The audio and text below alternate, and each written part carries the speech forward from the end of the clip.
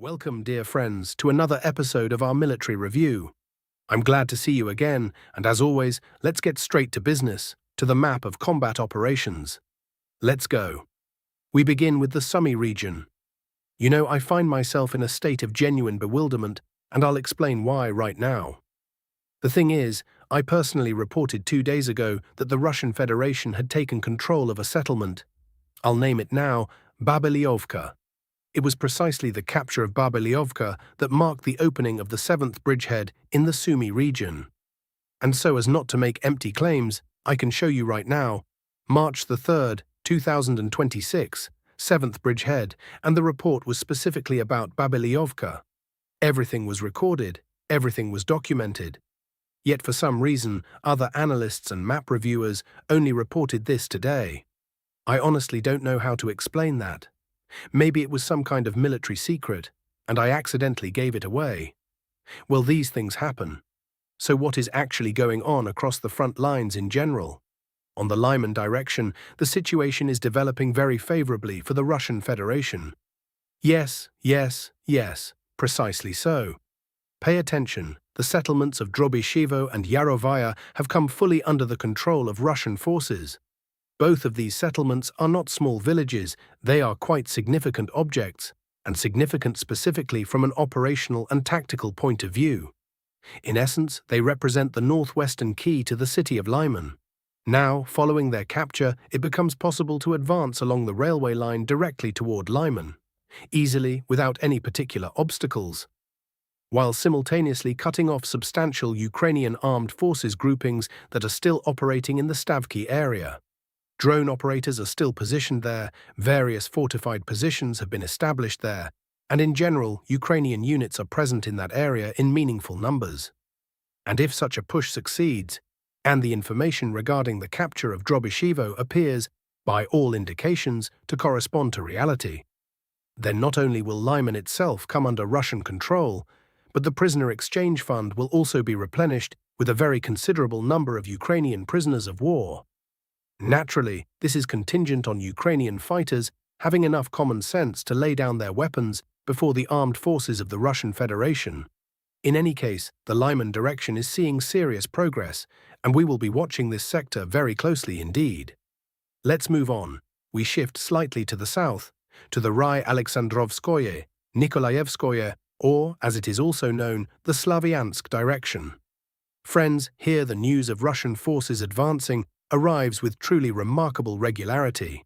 As I always say, one day there is progress in the center, the next day on the northern flank, as was the case yesterday, and then somewhere on the south. An excellent pace, an excellent rhythm. Keep it up. I never tire of praising the commanders working on this direction. If only such an approach could be scaled across the entire front line, that would genuinely change the character of this war. Because I'll be honest with you, I don't believe in some kind of super powerful breakthrough covering 100 kilometers all at once. But precisely this kind of methodical, rhythmic advance is an entirely realistic prospect. And as I have said before, theoretically this approach could carry forces all the way to Uzhhorod. What specific area are we talking about? The advance covered approximately 2 by 3 kilometers to the south of Zakhotnoye. This is, in essence, a straightening of the front line, a pulling up of reserves and associated tactical maneuvers. Now, to be honest, no further advances are being recorded on other sectors of the front at this time. But let us turn to the long-suffering Velikomykailivsky sector, located in the south of the Dnipropetrovsk region. What is actually happening there? Look, here we are dealing with several competing versions of events, and they diverge from one another quite dramatically. The first version comes from Russian cartographers.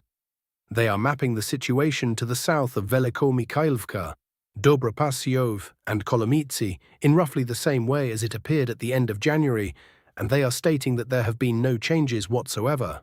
Well, honestly speaking, this is a clear exaggeration in one particular direction. The second version comes from a number of alternative sources. These report certain tactical successes by the Ukrainian armed forces. Ukrainian units are allegedly infiltrating through the defensive line. Yes, with losses, yes, armored vehicles are burning, some fighters are surrendering, but nonetheless, the Ukrainian side is achieving certain results on this sector. The third version comes from unofficial Ukrainian social media channels, what you might call triumphalist dispatches, or переможні reports as they say in Ukrainian. These paint a picture of an almost grandiose breakthrough. The UAF have supposedly already pushed south of the border between the Donetsk and Dnipropetrovsk regions and are supposedly surging toward Uspanovka. Well, as far as I'm concerned, TSE перебільшення, as they say. An exaggeration, in case anyone didn't catch that. The fourth version comes from official Ukrainian sources. They rather awkwardly draw little arrows, hint at advances in this direction and that direction, and then silence. Radio silence. In general, extremely contradictory and conflicting information is coming out of this sector. Everything is shrouded in a thick fog of war, and making genuine sense of it is simply not possible at this stage. I'll be honest with you, I have no insider sources on the Velikaya direction, and I have no acquaintances among fighters who happen to be serving specifically in that area. Now, on the Lyman direction, that's a different story.